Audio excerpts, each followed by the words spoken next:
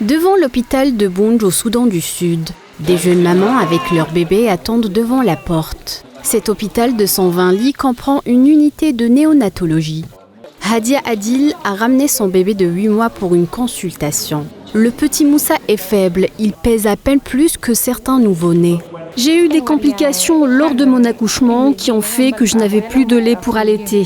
Mon mari n'a pas eu le choix que d'acheter du lait animal et cela a rendu notre bébé malade.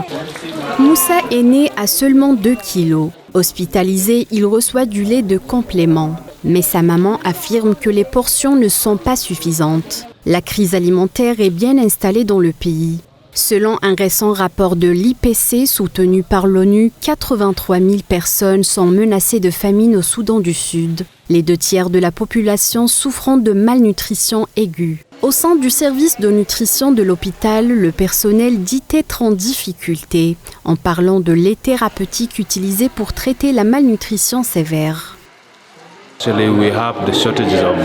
Nous manquons de F75 et de F100. Ceux que nous avons actuellement sont périmés. Nous n'avons ni couverture, ni moustiquaires à l'intérieur.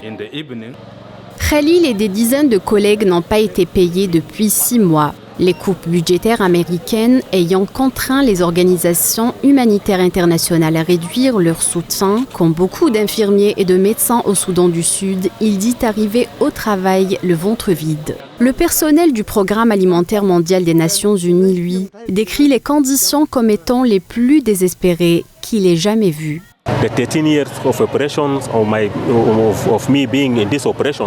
Depuis 13 ans que je participe à cette opération, je n'ai jamais été témoin de telles situations. J'ai participé aux opérations au Darfour. C'était horrible, mais on était encore en situation d'urgence. Cette fois-ci, avec les réfugiés qui sont restés dans le camp pendant plus de 10 ans et qui nous disent aujourd'hui qu'ils n'ont aucune possibilité de subsistance, c'est évidemment un défi qui me préoccupe énormément.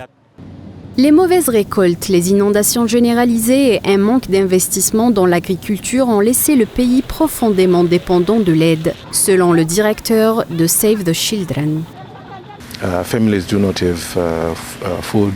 Les familles manquent de nourriture. Les récoltes n'ont pas été bonnes ces 2 dernières années à cause des inondations dans certaines régions, mais aussi du manque d'investissement dans l'agriculture et les activités de subsistance à travers le pays. Ainsi, plus de 9 millions de personnes ont toujours dépendu de l'aide humanitaire et de l'aide au développement au Soudan du Sud. Les réductions d'aide ont donc eu un impact considérable sur nous, car notre pays dépendait principalement de l'aide internationale.